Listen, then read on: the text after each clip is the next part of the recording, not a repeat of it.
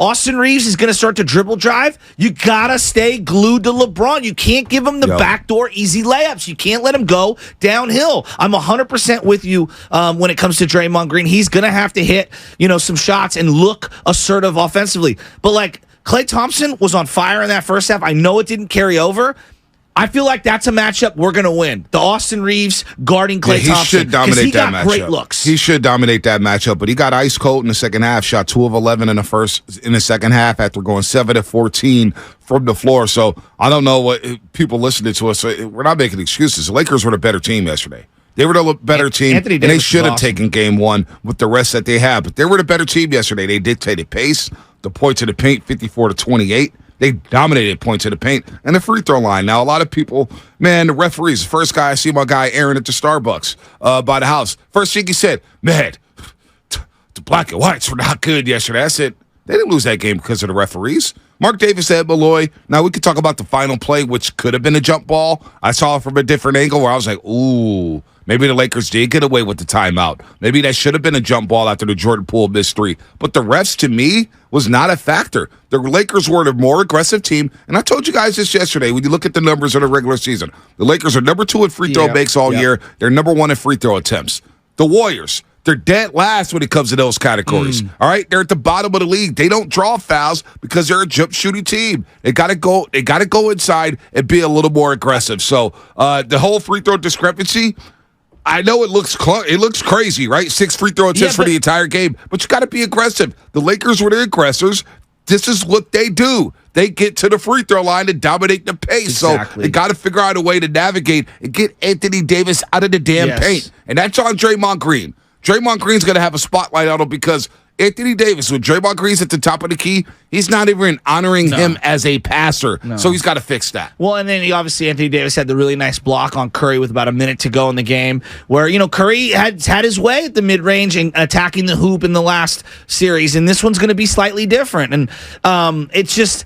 There's no doubt about it when it comes to the foul calls, B. And, I'm watching that first half, and I know there's a huge discrepancy. I think at one point it was 17 free throws to 0 at one point. And I'm saying to myself, I don't think that the Warriors deserved any free throws at that point. Now, we could argue about Draymond fighting through a screen or, some of these, hedging of the screens and how you're defending. Like Jordan Poole didn't get called for one earlier where him and Schroeder are kind of jarring at the top of the key. They're allowing some physicality. But when you're attacking downhill over and over and over again, and I'll give the Lakers this. They pump fake very well. The Warriors aren't great at pump faking. They need to get better at pump faking, get these guys in the air, draw some fouls. And look, LeBron James, you mentioned his three-point shooting. He was 1 of 8 yesterday. So far in the postseason, he's 9 of 49. It's just not hitting for him. Under 20% from the three-point line for LeBron James. We highlighted that yesterday. Anthony Davis is going to be the man. And look, I thought Looney did all he could. He grabbed 23 rebounds. This is a career-high tying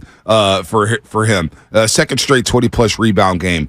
Anthony Davis is going to get his. I thought in the second half he slowed down a bit. He started settling for the jump shot, started settling for the three-point line. That's a good sign for the Golden State Warriors. But D'Lo really flipped that game in the third quarter. Agreed. They came out at halftime and really were the aggressors. And I thought at halftime the Warriors were in a little bit of trouble.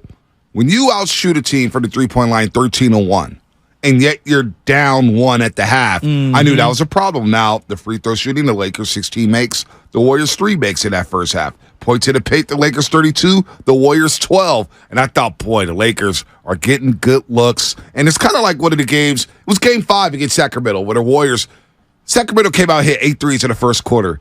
Yet they're only up 3 after the first quarter. That's exactly it felt what I like felt. that, because the Warriors were attacking the paint, getting to the rim, getting easy buckets. The Lakers yesterday getting to the bucket. And so if you want to complain about the refs, go ahead. 888-957-9570. I'm not going to do that because that's an excuse. And I thought the referees did not dictate the game. I thought the Warriors' shot selection at times got a little clunky. And again, I'm looking at Draymond Green there in the half court. He got out of sorts yesterday. He did. And my bigger thing was he was right on that line. He gets the technical, and he's just jarring at Ed Malloy. And I'm thinking to myself, Trey, you've already got the 1 tech. Now, I get it. You're frustrated. You're fighting through a screen, and you and AD are being physical, and it's the playoffs. It's the second round. I expect a level of physicality. Once the foul's called, then you get the technical. You got to taper the anger. Well, you know what? He kept going and going. I'm not sure if you caught that. The broadcast stayed on him, and I'm saying, Dre, Stop it. I saw the entire thing. It was frustrating. The entire thing. Well, to my surprise, I was surprised he picked up the technical then. Why? Should have picked up a technical in the first half. He was pushing the line all game long. And I tell you what it is.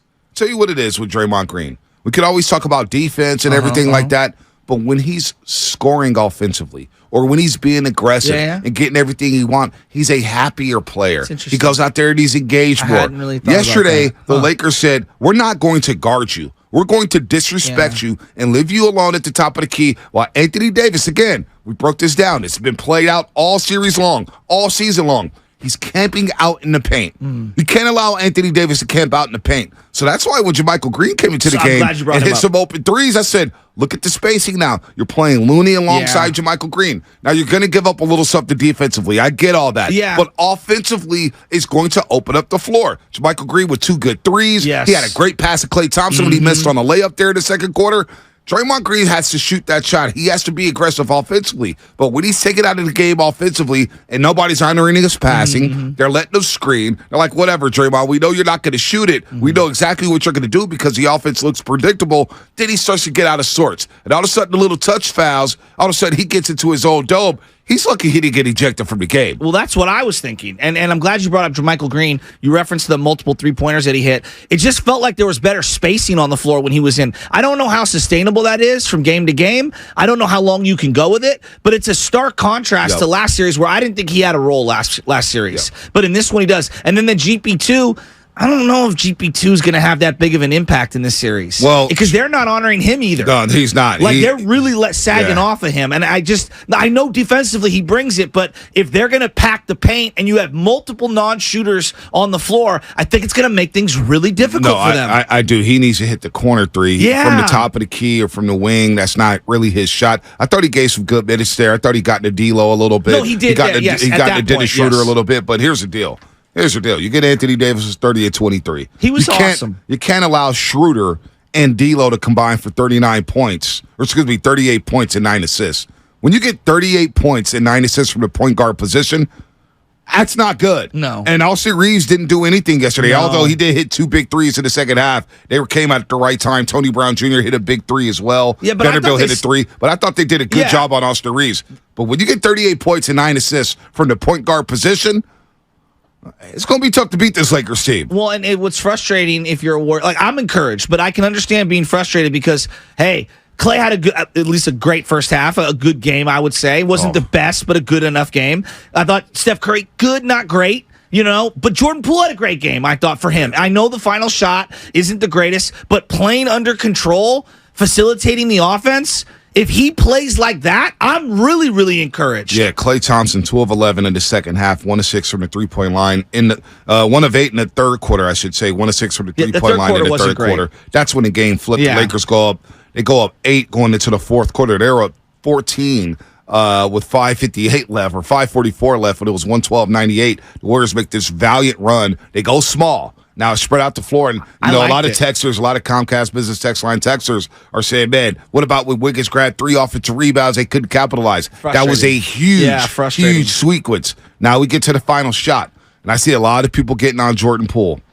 Jordan Poole hit 6 threes yesterday. He was great. Jordan Poole hit 6 threes yesterday, and they all came on the catch-and-shoot variety. No dribble, pull-up. They came on catch-and-shoots. Pass the ball, Jordan Poole, lock and load, shoot it. And the first time where he passed it to Dante DiVincenzo, it's like, yo, Jordan, you're wide open. Next possession down, he hits a 3, and DiVincenzo looks at Jordan Poole and said, see, shoot the ball. Yeah. Jordan Poole was just fine yesterday. 21 points, 6 made threes, 0 turnovers. And under control. 0. Very under control. Agree? And I love the way that he had a great floor game yesterday. So that final shot, I think it takes some of the, not blame, but it takes some of the criticism away from the final maybe 4 or so possessions.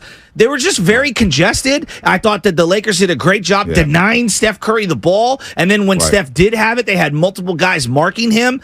It felt very predictable down the stretch, even though, the 3 or 4 minutes prior to that, you could feel the momentum starting to shift. It did. It was just very frustrating. Now, the Jordan Poole shot, though, I don't love the shot. I'm not mad at the shot, but I don't love because there's a lot of time left. I know you want to have an opportunity to put it back. You're chasing at that point. Maybe I don't know. You know what though? He was wide open. I agree. Maybe if And he it's a takes a shot he has hit. dribble, maybe he takes a dribble and he pulls in a little bit and nails it. But I got no problem with the shot. Stephen Curry was 10-24. Klay Thompson was 9-25. Jordan Poole was just as hot as they were, 7-15 overall. I have no problem with Jordan Poole. Now, defensively, he's got to be a lot better. Yes. Every time Yes. Schroeder saw him in front of him, Schroeder attacked Jordan Poole. He did. He's got to be better defensively because I'm afraid that if he doesn't play well defensively, he could play himself off the floor. But Jordan Poole was fine. That was the least of my worries. Again, I look at Draymond Green not taking open shots. Yeah. Anthony Davis is clogging the paint. Got to figure that out. You can't go to the one big lineup in this series. The Lakers are too big, too physical, too long, and athletic. I had no problem with the Jordan Poole shot, but I saw a video late last night, and I didn't see the angle of when Jordan Poole missed it. Schroeder grabs a rebound. Klay Thompson and Andrew Wiggins. It looked like they tied him up. I don't know how they gave Schroeder that timeout after the fact they got tied up. That's something the NBA, I expect the 2-minute report to come out and say the NBA screwed up. It should have been a jump ball. What was there?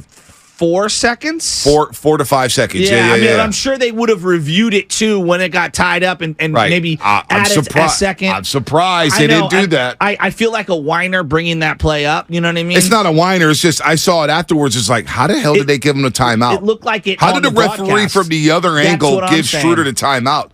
Because I'm sure the player with the ball has to call the timeout, right? Yes. Nobody could call a timeout Yes. for him, correct? Yes. So, Well, and Anthony Davis, be like just overall big picture. He blocked Wiggins, or at least affected a couple of Wiggins shots around the rim. Because I thought Wiggins did a great job in the closing minutes, offensive rebounding. But he blocks a shot on him. He blocks a shot on Steph Curry. Right. Size does matter. Size matters. Fitzgerald. size does matter, and Anthony Davis played big. And we missed layups. I thought we missed a bunch because of the length. Because of the length and Anthony Davis. He alters shots. And He's a Vanderbilt, big too. dude. I thought Vanderbilt did look, he's not the greatest defender in the world, but I thought he did a really good job just being long. There was a Steph Curry pass.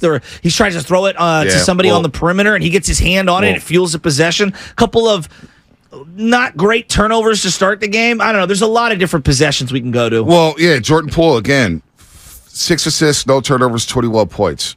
Steph Curry, 10 to 24, 5 turnovers. 5 turnovers for Stephen Curry. So, it's the normal thing after a Warriors loss. It was pretty funny to me. Sky is falling. I'm actually encouraged. But you need to win game 2. Of course you do. Game of course you do. Game 2's a must win. Let's not get it twisted but here. I thought that win they had game heavy 2, it's a legs in problem. the third quarter, Monte. Yeah, maybe. I thought the Lakers just took it to them. Okay. I thought the Lakers took it to them. I thought they just punked them in the third quarter. So the same thing, the same rhetoric after every loss. The referees cheated, and this chasing the crowd sucks. You hear that all the time. It's just like, it gets so old. Well, the third quarter is so flat. I mean, it was just such a flat. You get a lot of free throws. Right. You're not hitting shots. When it starts to miss, everything gets compounded. I did have to meet some Kings fans yesterday. Why's that? Kings media members. Why? They're like Laker fans now. Oh, who cares? It's like this is just I don't- the SDE beaming from Sacramento. And when I say SDE, just think about BDE. What did they say? Big, energy. SDE, small, energy. Just chew it and do it. There you go. I do believe Andrew Wiggins is going to have to, and I would take Steph Curry in the same thing. They're going to have to own that mid-range. Like, he is going to have to attack that D-low matchup. Got to get him in foul trouble, and also, that is a great shot for him. He's able to rise up and shoot over him. Yep. He's more athletic than he is. He's got to win that matchup decidedly. I think he will. I think he will moving forward. I think he will be aggressive. They'll figure this out. They've lost 3 straight game number 1s to Boston, Sacramento, and the Lakers. Well, they won the Boston series, hoisting their 4th championship in 8 years.